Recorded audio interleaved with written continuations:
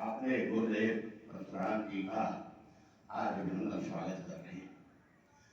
परशुराम जी हमारे राम के ही अंशी हैं, अंश में आए हुए हैं और राम हमारे पूर्ण अंशी थे।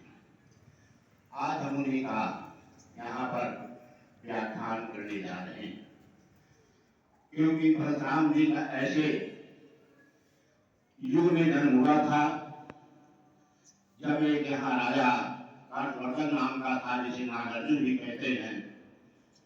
इतना अत्याचारी था कि अत्याचार में डूबा हुआ था, सभी सारी पृथ्वी को अपने वश में कर लिया था। दत्तात्रेय का शिष्य था, दत्तात्रेय उसके गुरु थे। दत्तात्रेय के गुरु होने के कारण उसे बहुत बड़ी शक्ति प्राप्त हो गई, उसके 1000 भुजाएं हो गई। नर्मदा जैसी नदियों के जल को अपने बांस से सुरेख देता था और रोक देता था। आज हम वही बात करने जा रहे हैं, क्योंकि हम लोग बहुत दिनों से पिछड़े हुए थे। सब लोग अपने आप में उसका उत्थान करते थे, लेकिन ब्राह्मण एक समाज ऐसा था कि जो अपने इष्ट को नहीं पहचान पाया। ये हमें स्मरण हुआ, ऐसे बैठे थे, वहीं पर मैंने डॉक्टर से कहा कि भाई ऐसा काम करो ताकि हमारे भी इसका उत्थान होना चाहिए। उन्होंने इसकी रचना की। ये ब्रह्मा जी के साथ में पुत्र भृग जी के यहाँ पैदा हुए थे।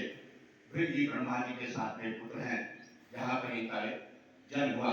आज इन्हीं के जन्म दिन साक्षी में हम सब लोग एकत्रित हुए हैं और आज उन्हीं की जय जयकार करते हैं। अब मैं अपने भाई उपाध्याय जी से कहूँगा तो अपना मार्गदर्शन दे।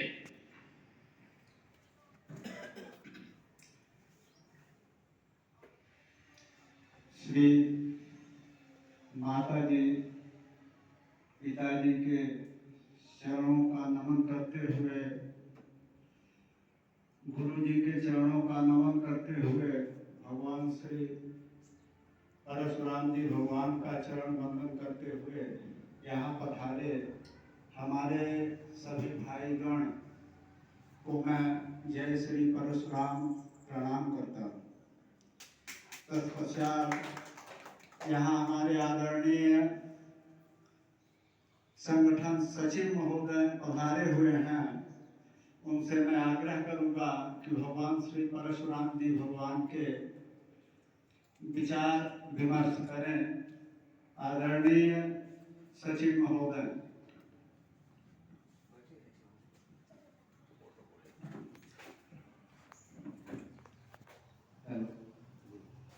आदरणीय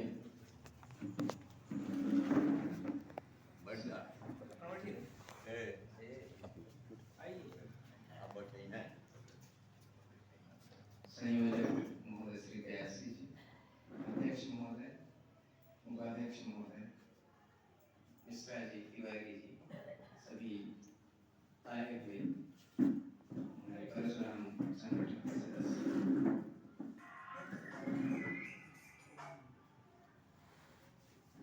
हम लोग अपने अपने कार्यों में व्यस्त रहते हैं। जैसे कि किसी का पैसा वकालत है, कोई नौकरी कर रहा है, कोई ठेकेदारी कर रहा है, सब अपना परिवार का जीविकोपार्जन करता है। इसके अलावा भी जब समय मिलता है हम लोग इकट्ठा होकर इस समाज के विषय में भी कुछ सोचते हैं और सोचना चाहिए। एक दिन हम और डॉक्टर साहब, उपाध्यक्ष महोदय सभी बैठे हुए थे और ये बात हुई कि सब अपने अपने कार्यों में व्यस्त रहते हैं, थोड़ा सा समय निकाल करके समाज की सेवा के बारे में भी सोचें। और समाज में एक तबका ऐसा है जो कि काफी पीड़ित है और सबके पास कुछ न कुछ समस्याएं हैं। उस समस्याओं के बारे में हम सबको सोचना चाहिए और उसके निदान के बारे में भी सोचना चाहिए। इसी सबका परिणाम यह निकला कि हम लोगों ने परशुराम जन कल्याण सेवा समिति का एक संगठन किया। और अभी हमारी समिति तो बहुत छोटी है, उसका शैशव काल है। जैसे कि बच्चा जन्म लेता है और उसका शुरुआत होती है, फिर बड़ा होता है और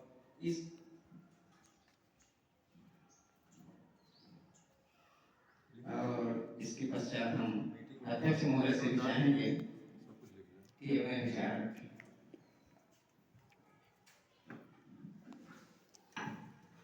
अपना ना छापी नहीं नहीं नहीं नाम पता इसकी मीटिंग के बारे में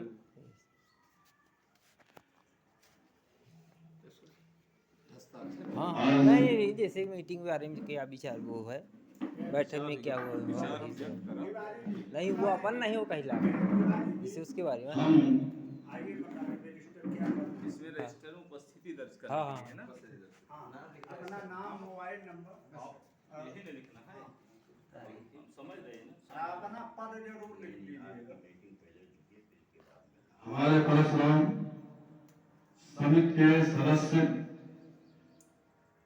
एवं हमारे उपाध्यक्ष महोदय सचिव जी एवं आए हुए सभी सदस्य सबको मैं अभिनंदन करता हूं। आज जो ये श्री परशुराम जन कल्याण सेवा समिति कि हम अध्यक्ष बने हुए हैं, इसकी प्रेरणा हमको किसी एक बुजुर्ग ने ही दिया था। जबकि हम और कोई समिति बनाने जा रहे थे और चर्चा किए तो उन्होंने हमको यही समझाए दिए कि हम विचार इनका यह है कि परशुराम जन कल्याण सेवा समिति बनाया जाए जिससे ब्राह्मणों का भी कल्याण हो और हिंदुत्व भी बचा रहे और अपना भारत भी बचा रहे उससे।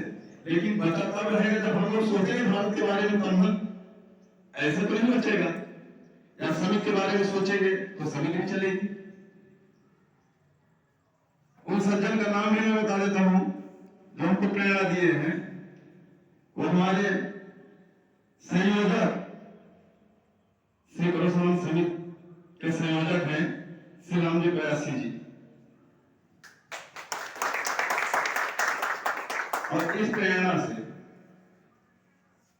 हमने टीम गठित की जिसमें हमारे उपाध्यक्ष महोदय अजय शंकर द्विवेदी जी, सचिव शशि पांडे जी, कोषाध्यक्ष काशी प्रसाद द्विवेदी जी सभी मौजूद हैं। और इन लोगों के मेहनत से आज 4 महीने के अंदर ही कम से कम 400 से 500 सदस्य हमारे यहाँ हो चुके हैं।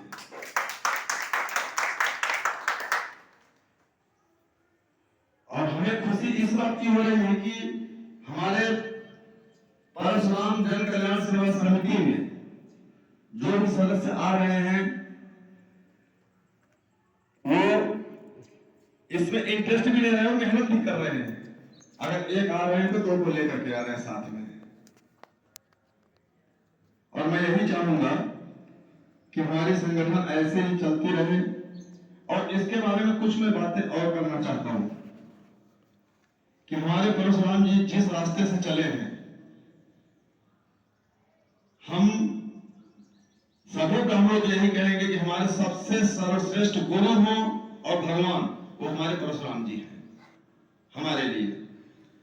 और उन्हीं के बनाए हुए रास्ते पर आज हमको चलना है। अन्याय के खिलाफ भी लड़ना है, सत्य का साथ देना है, झूठ नहीं बोलना है। प्रयास करें कि झूठ न बोले, क्योंकि ये तो कलयुग है। कलयुग बिना झूठ का किसी का चलता नहीं है। पर प्रयास तो कर सकते हैं। कोई गरीब हो उसका सहयोग करें, वो किसी भी जाति का हो, हमको इससे नहीं लेना है। लेकिन अगर वो हमारे सहयोग लायक है तो हम उसका सहयोग करें।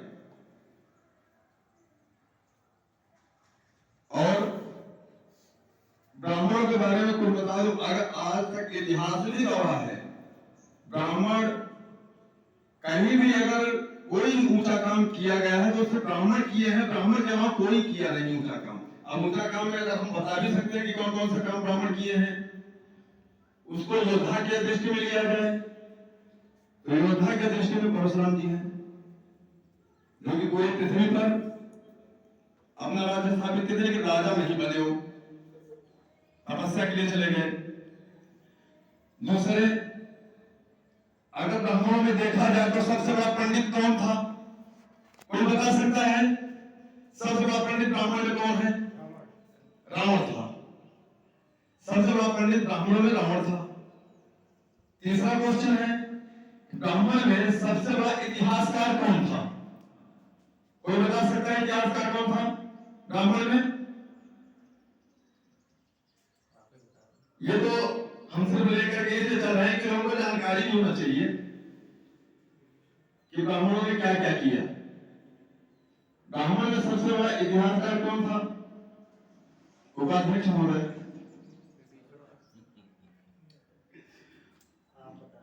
महर्षि वेदव्यास, जिनको तो जब भागवत सुनने जाते हैं तो उनका नाम पहले रहता है। हाँ, सारे पुराण तो वही लिखे हैं। चौथा, सबसे बड़ा राजनीतिज्ञ कौन था? विष्णुगुप्त चाणक्य, जो कि अपना राज्य कहीं वो क्या थे, पुरोहित थे किसी राजा के यहाँ, लेकिन जब राजा की बातों का उनको झटका लगा तो उन्होंने सिर्फ एक सैनिक के पुत्र को राजा बना करके पूरे राज्य को स्थापित कर दिया। तो कहीं भी देखा जाए, चाहे राजनीति में देखा जाए, योद्धा में देखा जाए, पंडित में देखा जाए, ब्राह्मण से आगे कोई नहीं है।